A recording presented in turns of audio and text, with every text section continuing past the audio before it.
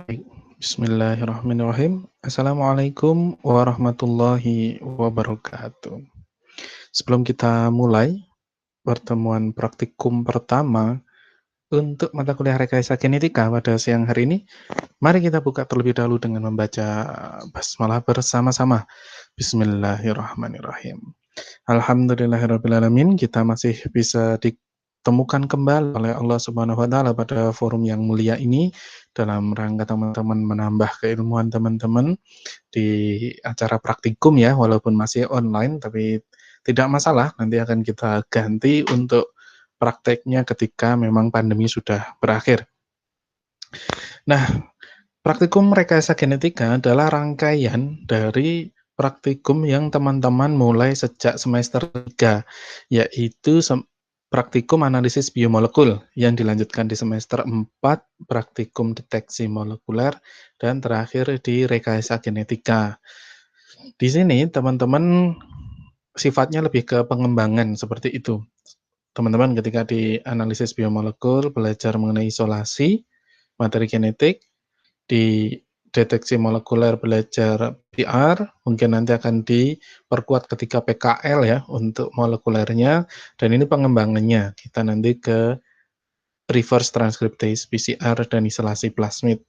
Tetapi ketika teman-teman sudah memegang dasarnya secara kuat di teorinya, di materinya adalah di biologi molekuler, lalu di analisis biomolekul teman-teman sudah mempelajari materi genetik itu sifatnya seperti apa, lalu untuk mengisolasi itu apa yang perlu diperhatikan, itu tidak akan kesulitan ketika ada pengembangan metode dalam memperlakukan materi genetik tersebut. Baik, kita mulai dari tata tertib terlebih dahulu, karena ini online, ada beberapa hal ya tentunya yang membedakan dengan ketika kita offline. Yang pertama, wajib hadir seluruh acara praktikum, silahkan, karena praktikum ini harus 100% hadir, maka usahakan untuk hadir. Wajib hadir, ini tidak boleh tidak hadir ya. Lalu selanjutnya wajib mengumpulkan laporan praktikum berupa form yang diberikan setiap acara praktikum. Jadi silakan hadir dan mengumpulkan laporan praktikum ya, kecuali kalian itu ada urusan yang sangat-sangat penting, misal kalian diutus NASA untuk pergi ke bulan, atau kalian mencari jawaban di ujung langit bersama Son Goku gitu ya. Jawabnya ada di ujung langit gitu. Lalu laporan praktikum dikumpulkan pada hari yang sama dengan hari praktikum. Ini silahkan dikumpulkan di hari yang sama, harapan saya itu agar tidak membebani teman-teman, karena ya semester 5 kan ya, teman-teman nanti akan ada seminar, akan ada PKL, ada banyak yang membutuhkan konsentrasi tinggi dan membutuhkan waktu gitu. Ketika teman-teman laporannya sudah selesai di waktu itu juga, itu akan lebih plong gitu, lebih mudah. Lalu nanti silakan laporan akhir berupa kompilasi seluruh form praktikum dalam format PDF dikumpulkan nanti ke saya ya. Lalu laporan akhir dikumpulkan ketika evaluasi praktikum, nanti di akhir kita akan ada evaluasi praktikum. Baik, kita ke acara yang pertama. Jadi acara untuk praktikum ini cuma 4, tetapi 4 ini membutuhkan waktu dalam pengerjaannya ya. 4, 4 gulipat gitu, tapi dia ada butuh waktu yang lebih dalam pengerjaannya. Nanti fleksibel saja ketika acara yang kedua belum selesai, tetapi jadwalnya acara ketiga, ya kita tetap selesaikan dulu acara yang kedua. Acara yang pertama adalah jelas ini pengenalan alat, walaupun kemarin sudah berkenalan, nanti PKL berkenalan agar teman-teman semakin cinta gitu ya dengan alat-alat. Jadi kalian mencintai mikropipet, mikrotube. Jadi nanti ketika nikah itu souvenirnya mungkin mikropipet ya, siapa tahu kan ya. Kalian bekerja sama dengan perusahaan mikrotube gitu, souvenirnya gantungan kuncinya mikrotube atau mikropipet atau reagen PCR gitu, seneng banget saya gitu. Tujuan dari praktikum ini adalah mengenalkan alat yang akan digunakan untuk praktikum rekayasa genetika. Sebenarnya ini tidak jauh berbeda dengan alat yang digunakan ketika deteksi molekuler. Nah, cara praktikum kita ini ada 4, yaitu isolasi RNA. Ini RT-PCR-nya ini bukan real time tapi reverse transcriptase. reverse transcriptase PCR karena kita nanti objeknya adalah RNA yang akan di PCR. Lalu isolasi plasmid. Jadi nanti teman-teman akan belajar plasmid itu kan ya DNA juga. Apakah beda nanti ketika isolasi plasmid dengan isolasi genom dari bakteri? Lalu produksi protein rekombinan. Nah, ini nanti ada 4 acara dalam praktikum, praktikum rekayasa genetika ini. Mungkin kita nanti akan lebih membahas untuk yang 3 di atas ini pada kesempatan kali ini. Untuk pengenalan alat sendiri, nanti seperti biasa teman-teman akan saya rekamkan video untuk mendengarkan penjelasan mengenai alat-alat yang akan digunakan, lalu mengumpulkan gambar alat yang saya sediakan dan mendeskripsikan nama dan fungsi alat yang digunakan. Ini sepele untuk beberapa teman-teman, tetapi menjadi hal krusial bagi teman-teman yang lain yang memang masih belum bisa membayangkan alat-alat ini seperti apa cara kerjanya. Lalu acara yang kedua adalah isolasi RNA. Nah, ini tujuannya adalah untuk memahami metode isolasi RNA menggunakan kit komersial. Jadi kita nanti akan mengisolasi RNA ya. Jadi mengisolasi bukan menyelotip gitu, jangan cari celotip di toko buku terus RNA celotip di tembok. Bukan, itu menyelotip RNA. Ini juga bukan mengisolasi RNA seperti pasien COVID. Jadi ada namanya RNA masukkan kamar dikunci, bukan. Jadi kita nanti akan mengambil RNA dari sel gitu ya, entah nanti selnya dari bakteri atau dia selnya dari eukariot, dari prokariot maupun eukariot nanti. Kita menggunakan kit. Yang perlu di-highlight di sini adalah mungkin sebelumnya kita belum mempelajari kit itu dari protokolnya ya, belum mempelajari secara detail. Nanti kita akan melihat protokolnya itu secara detail ya. Karena persiapan dalam memperlakukan materi genetik isolasi seperti itu persiapan itu mutlak dilakukan. Mutlak di sini adalah persiapan kita memahami protokol yang akan kita lakukan itu mutlak untuk dipahami. Lalu melakukan telaah terhadap bahan yang akan digunakan. Jadi kira-kira misal ada kode gitu ya, misal bahannya kodenya adalah Biotek 2018 buffer gitu. Nah, ini kira-kira nanti isinya apa gitu. Isinya apa sih buffer itu atau lisis buffernya ini isinya apa, nanti kita coba telaah. Lalu mampu menganalisis troubleshooting yang dapat dilakukan. Jadi ketika nanti ada masalah, ketika RNA-nya sedikit, itu nanti biasanya dikit, itu akan ada petunjuk gimana cara untuk keluar dari masalah itu. Jadi kayak pegadaian ya, mengatasi masalah tanpa masalah gitu. Jadi kit isolasi RNA juga gitu, walaupun dia tidak simpan pinjam, tetapi bisa mengatasi masalah tanpa masalah. Nah, ini cukup mudah. Yang pertama ini cara kerjanya itu mempelajari protokol kit. Nanti insya Allah kita menggunakan Zymo Research untuk kitnya, lalu melakukan isolasi RNA sesuai protokol. Jadi pertama mempelajari protokol dulu ini seperti peribahasa ya, teman-teman lebih baik menghabiskan waktu untuk mengasah kapak selama seminggu gitu ya, untuk menebang pohon yang besar dibanding teman-teman langsung menebang tanpa mengasah kapak itu. Jadi teman-teman itu mempelajari dulu, mempersiapkan dulu dengan matang, sehingga nanti ketika jalan itu lancar gitu ya. Jadi setelah protokolnya paham, melaksanakan isolasi sesuai protokol, lalu mengevaluasi hasil yang didapatkan. Kenapa persiapan mempelajari protokol ini menjadi penting? Karena semakin ke sini, semua produsen reagen itu ya, sudah mengembangkan kit-kit tertentu ya, kit-kitnya semakin canggih. Tetapi kit-kit yang canggih itu tidak menjadi canggih lagi kalau kita tidak mempelajarinya.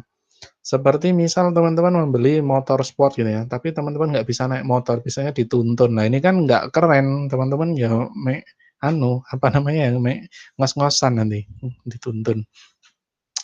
Oke.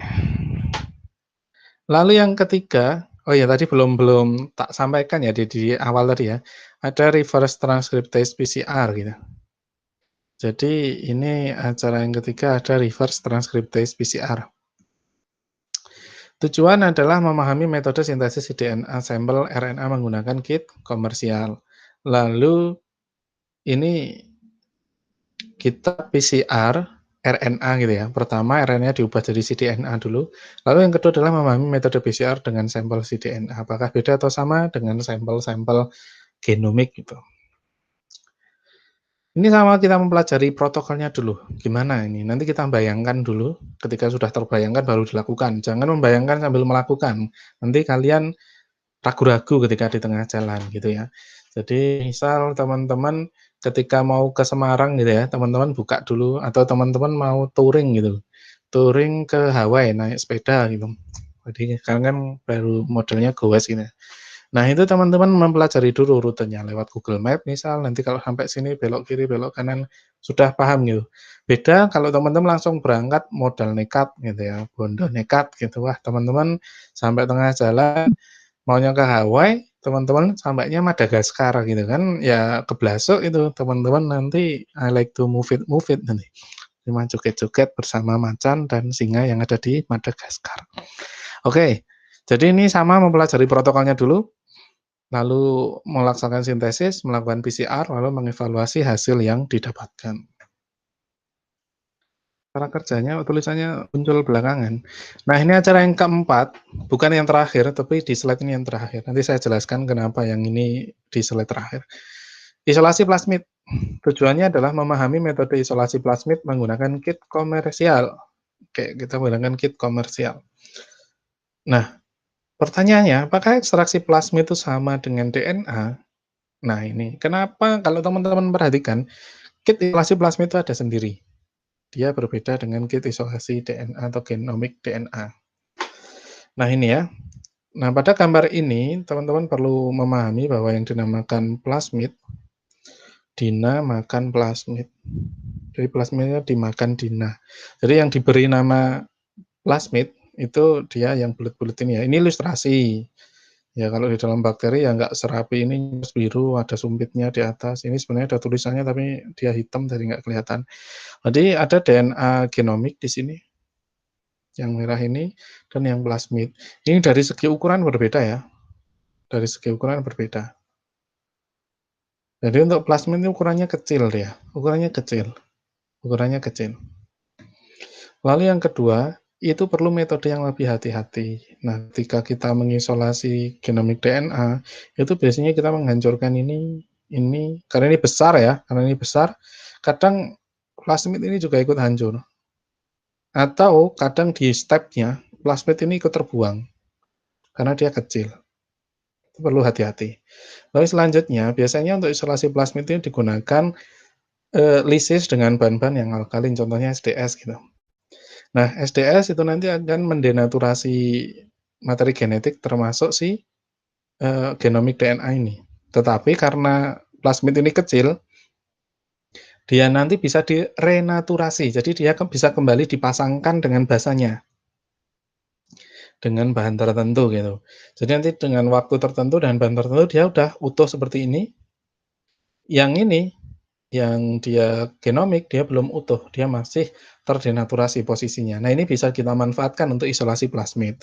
Lalu selanjutnya, ada di satu step, itu ketika si plasmid ini dia sudah menyatu ya, sudah terenaturasi tadi, bukan denaturasi ya, tapi renaturasi, sudah kembali lagi, itu ketika di dalam cairan, dia akan tetap terlarut di dalam supernatan gitu ya. Jadi yang genomik dia akan mengendap. Nah, ini juga bisa digunakan untuk memisahkan antara plasmid dengan genomik.